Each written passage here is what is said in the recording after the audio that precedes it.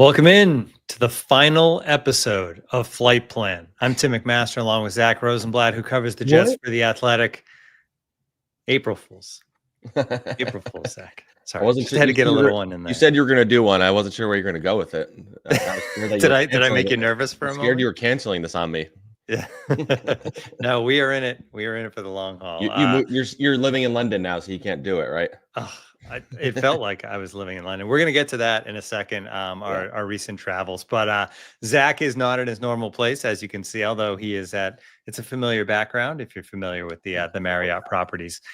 He is down at the owners' meetings in Florida, covering the team. That means he's heard from Darren Muji, Aaron Glenn, and Woody Johnson yesterday, amazingly. So we're going to talk about all of that, basically 10 takeaways from the owners' meetings down in Florida. But before we get started, Zach, since we last did the show, I think it's been like 3 weeks, for good reason. You had your bachelor party, which clearly you survived because you're here. So congratulations. Onward to the big wedding day. And I almost got stranded in Europe, or I was stranded in Europe, but I went for work. We have a good base of people in the UK covering soccer, obviously. So I went over there to do some meetings with the audio team. I was supposed to fly out the morning that Heathrow was shut down because of the fire and the electrical issues. And I ended up having to stay tough luck, 4 more days in London. They couldn't, that was Friday morning. The first flight they could actually get me on was Tuesday. So a weekend in London. I'm not complaining. So don't think I'm complaining out there. I'm not, but it is a long time to be away. How'd you spend the extra days? Did you go exploring a little bit? I did. And I studied in London in college for a semester. So it was cool being back. I hadn't been back in a long time. And so I spent the time going back to see some like things that I remembered from then. And then obviously the city is completely different than it was then, especially like all the skyscrapers that didn't exist when I was in college. But I think I looked at my phone after I had been there 7 days. So you can do like the look back on the like step tracker right on your iPhone. And it said I had averaged walking 8 miles a day for 7 days. Yeah, 8 miles. Now that includes everything. When we were in London for the Jets game, I think my fiance and I had like multiple days in a row of like 20,000 plus steps. So yeah.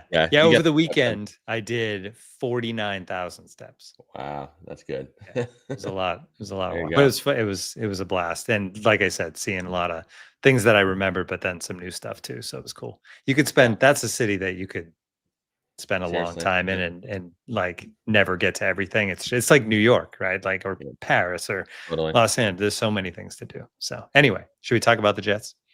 Or do you want to talk about the Jets? I figured you wouldn't want to talk about your bachelor. It was pretty low-key bachelor party. I would say I had my first alcohol since then, like 2 days ago. And I remember that having alcohol is not fun, actually, because the morning after still sucks. So I'm, as the people of the Discord, I alerted them. I'm struggling right now. They had the media dinner, which, if you guys remember, a year ago, famously was where Robert Saleh and Woody Johnson allegedly got into an argument. That was like a whole thing last year. Right. I didn't see that happen this time. It was actually raining, so it was pushed inside. I'm not going to complain. It's always a fun, great event, free food, open bar. I'll leave it at that. But it's I will say, actually, no, I'll share one thing. So there are some famous people that'll come through here. Guy Fieri was here, and Connor was fangirling over him as much as I've seen anybody fangirl over anybody. He was like obsessed with Guy Fieri. He's like famous and cool. I wasn't obsessed with that. I was talking to a Giants reporter, Pat Leonard, at the media party last night.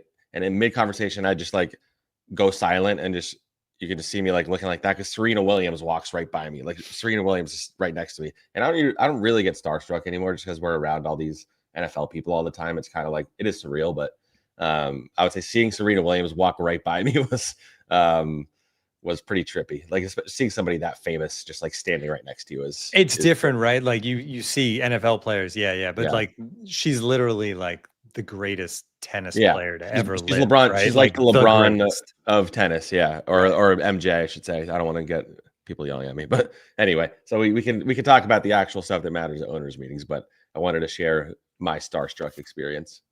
Nice. All right, let's get into it. We're breaking this down into basically 10 takeaways. Number one, though, is kind of with a bullet because it kind of grabbed a lot of headlines. Justin Fields is officially QB1. Zach, there are a lot of teams, a lot of staffs in the NFL that in the situation the Jets are in right now with bringing in a Justin Fields, who you can easily say is still unproven as an NFL quarterback, having a Tyrod Taylor still not even being at the draft yet, when who knows, you could end up getting a quarterback time in the draft, would just say like, it's going to be a competition. We'll see what happens in the summer. But I appreciate the Jets cutting through all the BS and just letting us know what we all know when you pay a guy $20 million a year for 2 years, that he is going to be the starting quarterback. Yeah, I was surprised by that. Darren Muji was the one who first said it on Sunday because he was the first one to meet with us. A lot of times with a new coach, especially with kind of the vibe and tone of Aaron Glenn, it's like everybody's competing for their jobs. We're not going to say anybody's a starter. It's this. I mean, the reality is everybody knows they're starting Justin Fields. Like, that was not a surprise. It was more a surprise that they said it. But, you know, as I think about it, like I feel like the reason they're doing this, they're really trying to put Justin Fields in the best position to succeed. I think they're trying to build up his confidence. I thought the most interesting things that Aaron Glenn said yesterday morning, which I wrote about a little bit and I tweeted about it. I'm going to delve a little further about Aaron Glenn for a story either today or tomorrow. But I found it fascinating that he kept saying, like, he kept saying it in so many words, like he hasn't had a chance to play quarterback. I think he was basically like intimating that these teams were just focusing on his ability to run the ball and really trying to build around his running ability, which you should, because that's what he's good at. But Aaron Glenn, he kept referring to, like, we watched a lot of his Ohio State film, and we thought he processed things really well at Ohio State and this and that. And the implication being, like, I don't think Aaron Glenn feels like, or at least this is how he's projecting it to Justin Fields. I don't feel like the past offensive coordinators, the past head coaches have put him in position to succeed necessarily. And we feel like we have a plan to do that. And he keeps emphasizing, we want him to play quarterback. He's not just a runner. So they're fully committed to, like, really, I mean, obviously he's their quarterback. They're committed to it, but they believe in their ability to unlock whatever potential is in his body. And they think that they have the right people in place with Tanner Engstrand and Aaron Glenn and Charles London, the quarterback's coach. They believe this is the right group to pull out the talent. Like, Darren Muji was even asked, like, there's a lot of talk about, like, the Sam Darnolds and the Baker Mayfields of the world. He said, yeah, we believe that he can be that. Like, they're just saying that, as opposed to, like, you know, we don't want to put any pressure on him or blah, blah, blah.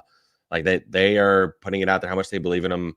I found it interesting that Aaron Glenn said they've been talking every single day, which, you know, clearly, like, Aaron Glenn is trying to cultivate just the right environment for him. And it's going to be interesting. You know, we haven't had a chance to talk to him yet. They didn't make any of their free agent signings available. I get the impression he's very excited. I think Garrett Wilson's excited. They still have a lot of moves to make around him. I don't think it's the best supporting cast they could have for him in terms of, like, the pass catchers. I think it's a solid offensive line, good running backs, blah, blah, blah. But anyway, I did find that interesting that Aaron Glenn kept emphasizing, like, you know, we want to let him play quarterback. We want to let him play quarterback. He's never really had a chance to really play quarterback. So that's been the focus, and it's going to be interesting to see what kind of offense they build around him. I think it's going to be a run-heavy offense. We'll get into that with one of the points. I think it's going to be pretty run-heavy, even based on what he said. He tried, like, pushing back on that, but I think ultimately it's pretty clear that's what it's going to look like. And I think that's the right move. This should have been a run-heavy team last year, and they weren't. Yep. They passed the second most in the NFL. But yeah, so the comments are very clear that they believe in him, and, you know, as we talked about when they signed him, you know, I didn't even view it as, like, a risky signing necessarily. I view it more as them, like, trying to buy a lottery ticket, and if it doesn't work, then you only have him under contract one more year. So they believe in him, and they believe in Tanner Engstrand's ability to build an offense around him. All right, takeaway number 2. It's been a quiet offseason, and Aaron Glenn made it clear when he spoke this week that was purposeful for this team. Yeah, because he even said you don't win in the offseason, which I think is a quote that resonated with the fan base. You know, we've talked about that a lot on here. I've written about it a lot. Garrett Wilson had a great quote about it last year, like offseason champions and all that stuff. Like, their moves, and this was, I've talked to a lot of people both in and around the team, like they didn't go into the offseason intending to shop at the top of the market. They don't believe that's how you build a team out. I think they know they're not a player away, a player or two away. And so they weren't going to go on a spending spree. They really shopped in the middle to the bottom of the market with guys that a lot of fans hadn't heard of realistically before free agency. But that was all tied into, keeping things quiet. But I think more than anything, like this is their offseason, and I've talked about this. It's just so clear to me that they're just like all in on Aaron Glenn. Like this is Aaron Glenn's team. Aaron Glenn is the star of the show. It's all on him. And I think it's a smart and interesting way to go about it, because now he's going to take on all the criticism, which you want from the coach if it doesn't work, because this is, they didn't shop at the high end of the market. So if you sign like a very expensive free agent and he doesn't work out, a lot of times that guy gets blamed. But Aaron Glenn believes in his ability to get the most out of all of these guys. Like that's the idea. They're going to develop all these young players that either have been cast aside or coming off bad years or have some potential or whatever it is.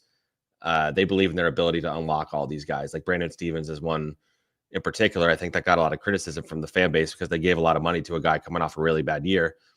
But Aaron Glenn sees a guy that, yes, he didn't have any interceptions. He gave up a lot of yards, but he was tight in coverage he was like really highly ranked in terms of like being tight in coverage. He just like didn't get his head around or force a turnover, or they still were able to complete a pass. So, and they feel like he has the tools they're looking for. And he thinks that his coaching staff is going to be able to get the good, like highlight the good stuff and make him better. And Sauce Gardner, he's talking about how he thinks he can be the best cornerback in the NFL. And so this whole offseason has just been an investment in Aaron Glenn. And that kind of goes with the quiet part, which kind of got sidetracked there a little bit. But I will say it has been a quiet offseason, which I have appreciated. But, and I'm guessing we'll probably get into this now. The noise yesterday came after the Aaron Glenn press conference when Woody's response to the NFLPA report card became a little noisy and became all anybody was talking about. Yeah, that's number 3. He called it bogus, the report cards. The Jets, of course, came in 29th out of 32 teams, but I think Woody as owner was last as far as that part of it. He was pushed on what he thinks is bogus about it, and he brought up points about how the league is supposed to have more involvement in it, and he thought the way the questions were asked wasn't fair, and he didn't think they got to enough players, and that like I don't know how he phrased it, but like this isn't what the real players think, and that all that sort of stuff. But the fact is you were ranked along with all the other teams, and your team finished 29th out of 32. No matter how the rankings are done, you did poorly in them. You know what I mean? Like whoever finished in the top 5, probably not complaining so much about it being a bogus report. Yeah. I was surprised he went that hard against it. I don't think it came across very well. He did have one good line, which was just like, no matter what we do, we want to be the best at it. So we'll work on it, which was what he should have just said. That's what I was about to say. Like again, it's a messaging thing. We talk about that a lot with the Jets. Their messaging is often wrong. Like in his long quote, which I tweeted the whole thing, he talked about like, we want to listen to the players, like if they want better food or if they want better facilities. Like there's certain things I want a better line of communication between me and them. Like that's all positive, but like shitting on this survey, which again, I think there are questions about the survey and how it's conducted. And like, we don't know how many players from each team, like specifically how many Jets players were in the survey. Like we don't know. Was it 3? Was it 100? There's not 100 players. You get my point. So we don't know, like, I don't know exactly when it was conducted, all of that stuff, but irregardless of all of that, he should have took it on the chin and been like, yeah, I need to be better. He has talked about how he needs to be better, look in the mirror, all that stuff. And I think this offseason, they've so far there's another topic we're going to get into, which is pretty jarring, like news that came out yesterday. But I don't know. It wasn't the best response he could have had. And that's kind of how the Jets work. But I don't know. They're in a state of transition. They're really changing things in there, and we're going to get into this, obviously. And Aaron Glenn's a big part of that, but they're just making sweeping changes across the organization. They needed them to a degree. I don't know, like the way they're going about it. Like we'll see if it works out. Obviously, I mean they're making drastic changes, and it's hard to blame them because of how long they've been losing and had bad culture and all that stuff. But it starts at the top ultimately, and if Woody doesn't get better, then the organization is not going to get better. Like they can change, they can fire, they can buy out, whatever. They can, poo-poo this report. Like all that matters is if Woody goes about it the right way. And so far, from everything I hear, like the kids are not as involved anymore, from what I understand. I think Woody's taking a step. He's still like involved. I think he talks to Muji and Aaron Glenn a lot, but I think he let them do their thing. And as I've said from day one, and I'll keep saying it, until we see how he reacts, like when things aren't going well, that's when we'll know. Like this has happened before. Like there's been times where he's taken a step back, let them do their thing. They start losing. He gets impatient. He gets involved. I want you to do this, this, and this. Is he going to be able to stay patient? History says no. And so we're going to find out if he's changed at all. And if Aaron Glenn, everybody seems to say if anybody is going, if Aaron Glenn can't do it, then nobody will be able to. And so we're going to find out if that Dan Campbell actually said that, not like about Woody, but like if Aaron Glenn can't turn it around for them, then nobody can. And so we're about to find out how true that is. All right, and another one that came out of yesterday with Woody that you kind of referenced there is the change of this team and the report that the Jets offered buyouts to, and the number is staggering, 170 of 250 team employees. So basically 2/3 of the team employees. I think it's every single non-football, like not on the football side. Like I think every single employee got offered a buyout. And I was talking to somebody in the NFL last night. They're like, I've never seen that. Like that, this person from the NFL, it was like, I guess the league knew about it a couple of weeks ago. I guess it just didn't get out. And I was like, I don't follow like the corporate world. Like, is this like something that happens? And he's like, I've never seen that before. Like to that level, like that many, that higher percentage of your employees being offered it's not layoffs. We'll see what happens. I think yesterday was the deadline for and I think it was based on your time in the organization is how much like severance you'll get, like based on like weeks or whatever. But I think the idea was like you have the option to. I think the way they're presenting it is we want to give people an opportunity. Like if you don't want to be a part of this organization, or like if you don't see yourself advancing, like okay, what's your goal? I want to be the next level up. Well, we don't have that opportunity here necessarily. So if you want to go pursue it somewhere else, it's a good idea to do that. From what I've heard in the last 24 hours since like this news came out, I've heard about a lot of people taking the buyouts, and I don't know if there's any fear of them getting laid off after the fact. Woody kind of like danced around that when he was asked, like, so what if like not enough people take it? Like, are you guys going to be doing layoffs? And it was kind of like, we'll see how it plays out and all that stuff. But I think ultimately the goal is to change the culture. But as I said, I don't know. Again, I'm not in the building. We've reported a lot about the dysfunction in there, obviously. And I think so in my story with Diana and Mike Silver, we had an anecdote in there about how Woody basically hired 3 Bobs, like from Office Space, like guys who came in to audit the company. I'm pretty sure this is a product of that. I'm not 100% sure, but I think that makes sense. Is a product of all the conversations they've had, just figuring out where, all those things. And I don't know I don't think this is like a cost saving measure. I could be wrong. I think it's a culture change is the idea.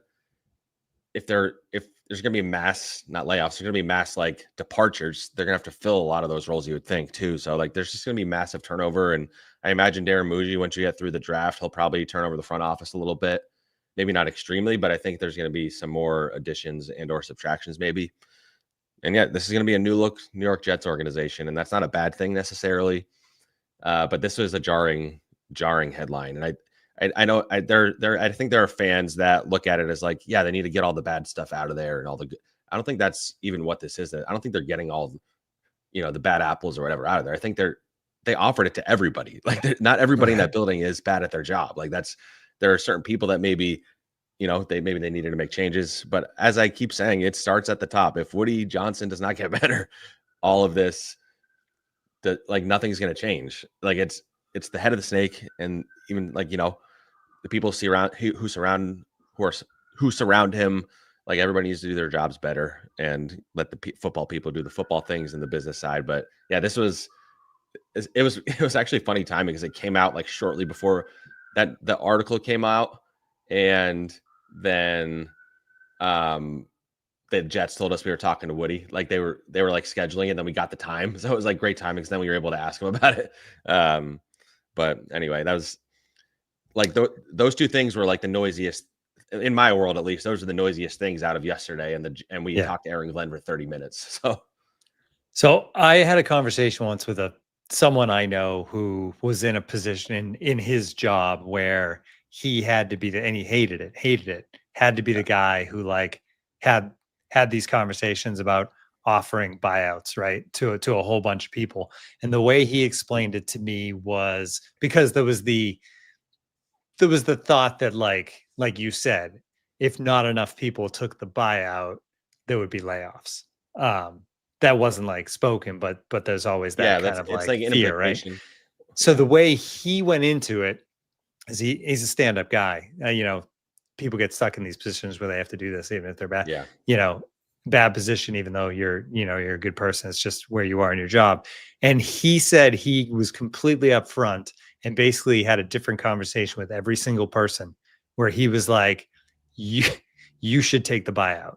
Yeah. And then other people he would go to and say, hey man, you can take the buyout, but like wink, wink, please stick around. It's funny you phrased it that way, because I've heard like that kind of phrasing related to this, I would say, over the last couple of days. So I mean, I'm God bless. I've never, even when I came to, I think there was like some layoffs a little after I got to the Athletic, but I've never been somewhere where I like ever necessarily had a fear for like my job or things like that, like knock on wood. Like I've been blessed in that way. So I've never like gone through this situation where you're deciding like, okay, do I want to take this money and be okay for 6-8 months and try and find another job in that stretch, relax?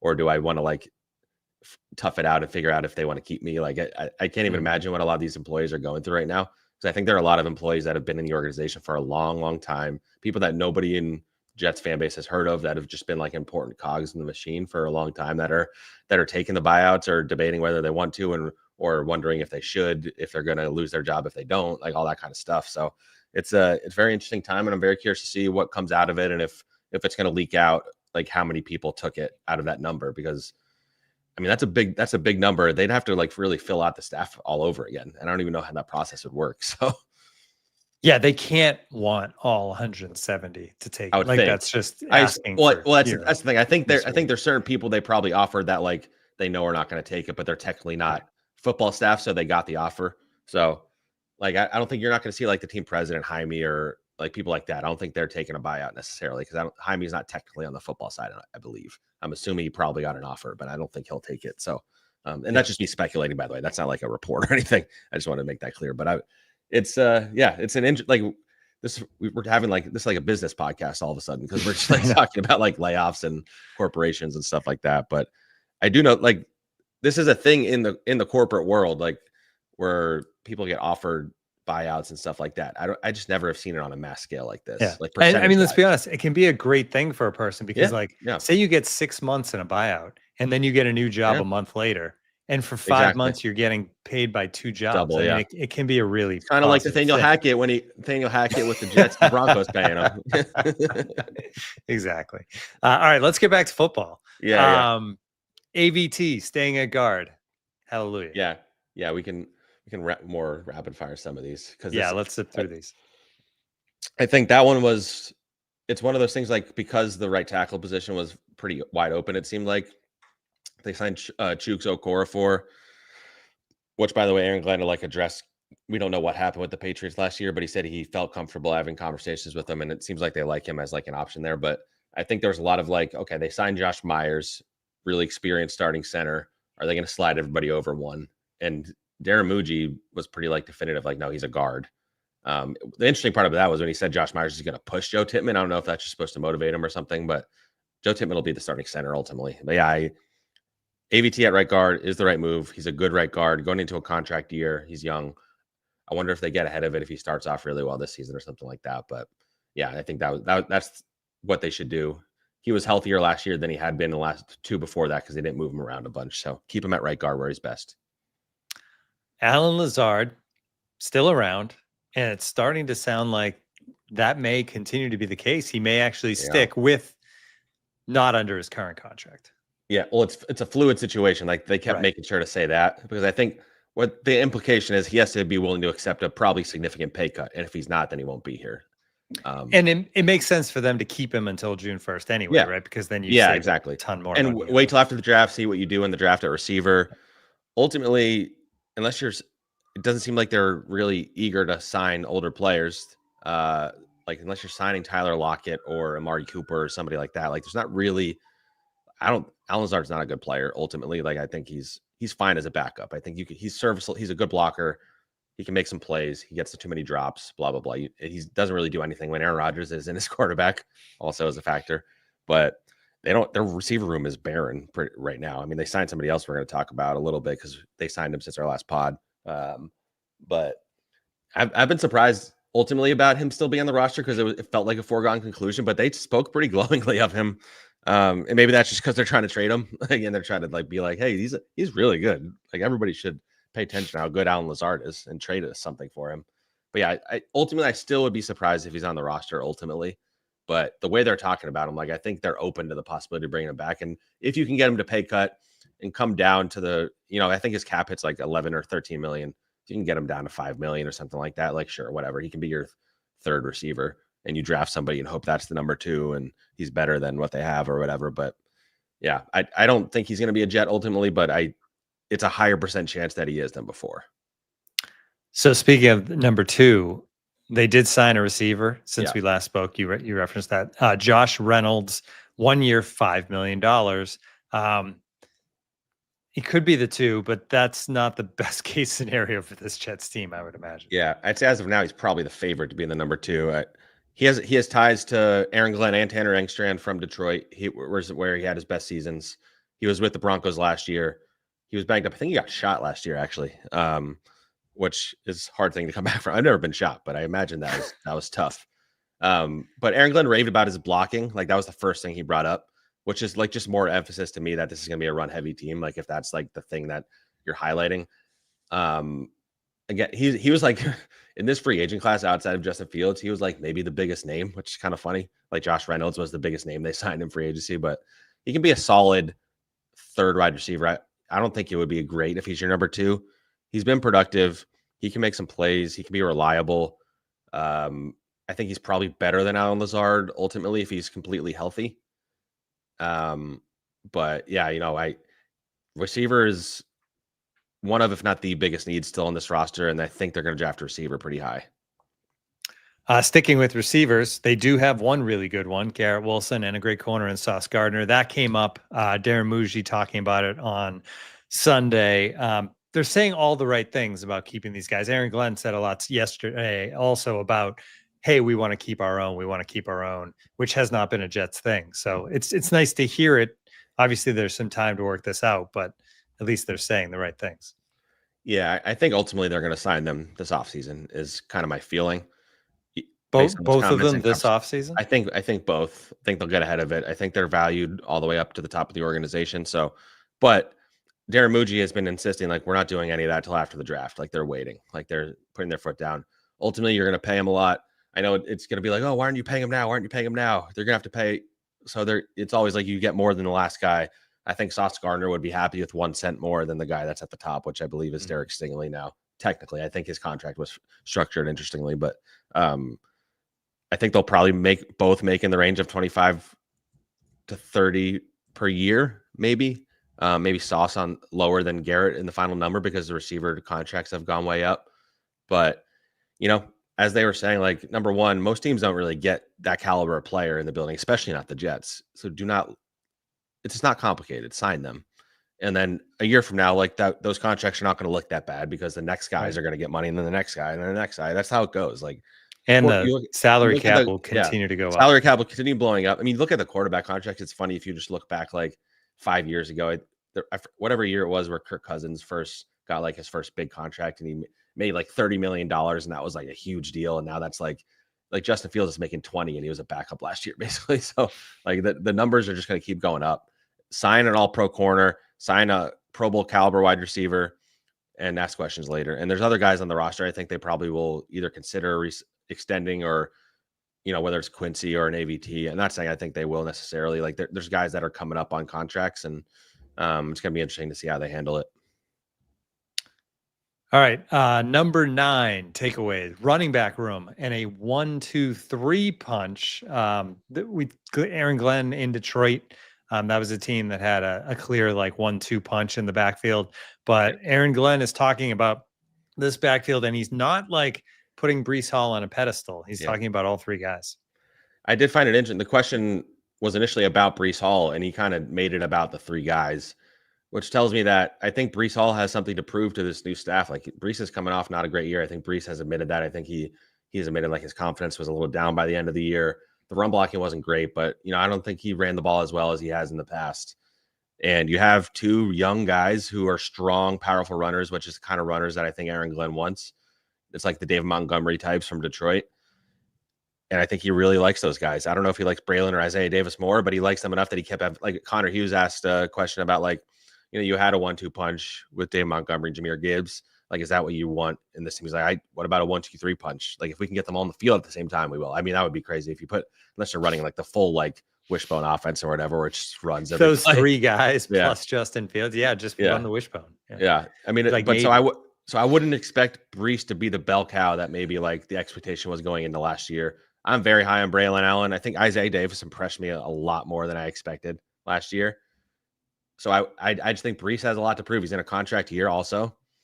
It's gonna be very interesting to see how things go with that group. But it's gonna be a legit running back by committee situation, is my feeling. And this should be, and we've talked about this. If this is not a top 10 rushing offense, that would be a major, major disappointment because I think, one of the more interesting running back rooms in the NFL, and you have one of, if not the best running quarterbacks in the NFL. Like, I don't think he's a better player than like Lamar Jackson, obviously, but Justin Fields is a great running quarterback. Like, he's so fast and athletic, and that's what he's good at. So if they are not one of the best running teams in the NFL and they don't just like drain clock, like my vision of this team is they're just draining clock as much as you can. You're setting up Garrett Wilson for some big plays, but you're running the ball as much as you can. Run it down their throat over and over. Don't get away from the run like the Jets did constantly last year. And I think that's what's going to happen. All right. And the reason that happened last year is, I mean, I think we can be honest. It was because of the quarterback who's really making the plays and switching out of plays and doing all those things. We are now in a post Aaron Rodgers world. The Aaron Rodgers drama continues, man. He's now holding the Steelers hostage, it seems like. Hasn't made a decision what he's doing there. But what vibes do you get from this Jets team after talking to Muji and Glenn about the fact that they don't have to talk about Aaron Rodgers? Yeah, I mean, I think the noise thing, even if they don't want to say it, I'm sure it's tied to Aaron Rodgers also. Like, they got rid of the noisiest person in the building. I've joked with our Steelers writer, Mike DeFabo. Actually, Matt Schneidman, the Packers writer, our Packers writer at The Athletic, we had like a hilarious, Schneidman had a funny embrace. I was talking to Diana, and Matt comes and puts his arm over me. He's like, we're in the no longer have to deal with the drama club, and he starts like jumping and like celebrating.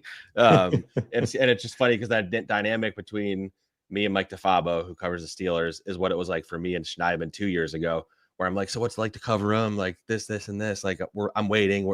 We're like, communicating things we know. And now I'm the mentor, not the mentor, but like the seasoned veteran of Aaron Rodgers to Mike DeFabo, who's now like waiting on him. And I think Aaron Rodgers is not in any rush. I know he worked out with DK Metcalf. Like it's just all the usual Aaron Rodgers BS that happens.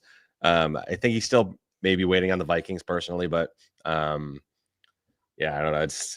It just feels so good to be on the other side of it. I can't lie. Aaron Rodgers was great for business, great for the pod, great for the Athletic, but like, it's kind of nice to have some peace and quiet, especially in my wedding year. Like, I think there's a little extra for me because I'm planning a wedding. I'm planning my honeymoon right now.